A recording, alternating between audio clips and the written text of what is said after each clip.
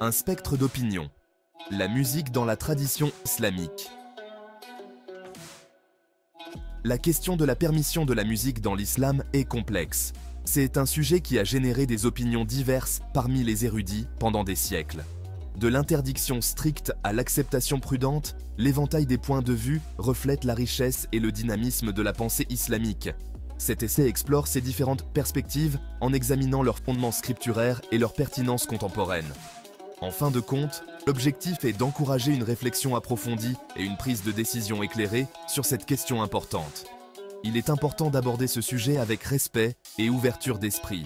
La diversité des opinions ne doit pas être considérée comme une source de division. Au contraire, elle souligne la richesse intellectuelle de la tradition islamique. En comprenant les différents points de vue, nous pouvons mieux apprécier les complexités de la question et arriver à nos propres conclusions éclairées. Cette exploration vise à favoriser le dialogue et la compréhension, en reconnaissant la sensibilité et l'importance de la musique dans de nombreuses cultures, y compris les sociétés musulmanes.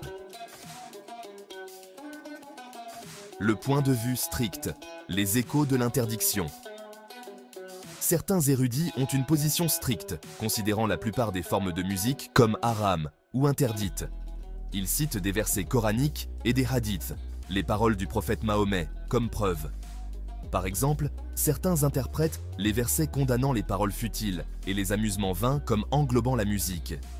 Certains hadiths mentionnent des instruments de musique en même temps que la condamnation d'autres activités considérées comme pécheresses. Ces érudits soutiennent que la musique peut distraire du souvenir de Dieu et conduire à un comportement immoral. Ils soulignent l'importance de la pureté spirituelle et d'éviter tout ce qui pourrait nous écarter du droit chemin. Cette perspective considère souvent la musique comme une source potentielle de fitna, ou de tentation et de discorde. Leurs interprétations privilégient la prévention des dommages potentiels et soulignent les dangers spirituels qu'ils associent à la musique. La voix modérée. La musique avec modération. Une position plus modérée autorise certaines formes de musique sous certaines conditions. Ce point de vue fait la différence entre la musique qui incite à des désirs inappropriés et la musique qui favorise des émotions vertueuses ou véhicule des messages significatifs. La musique autorisée, selon cette perspective, devrait éviter les paroles obscènes, l'instrumentation excessive et les contextes associés à l'immoralité. Cette approche souligne l'importance du contexte et de l'intention. La musique utilisée à des fins religieuses, comme les nashids ou les chants vocaux sans instrument, est souvent jugée acceptable.